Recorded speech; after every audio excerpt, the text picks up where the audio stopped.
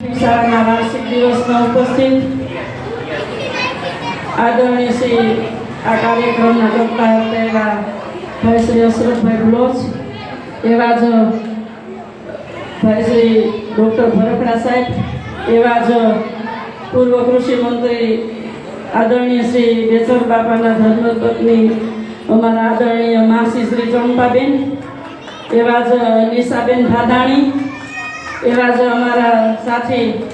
શહેર ભાજપના મંત્રી બેન શ્રી પ્રવીણાબેન રાઠોડ,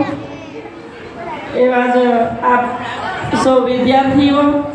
વાલીગણ, શિક્ષકગણ, આચાર્યગણ, એડવોકેટ શ્રી વરિયા સાહેબ, ઉપસ્થિત મોટી સંખ્યામાં માતાઓ, બહેનો અને મારા ભાઈઓ,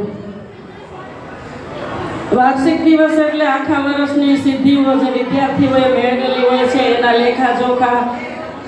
ઉત્તર પહેલું હોય તો બીજું હોય તો ત્રીજામાં એમ પોતાની વિદ્યાર્થીઓ દ્વારા જે પ્રગતિ થતી હોય તે,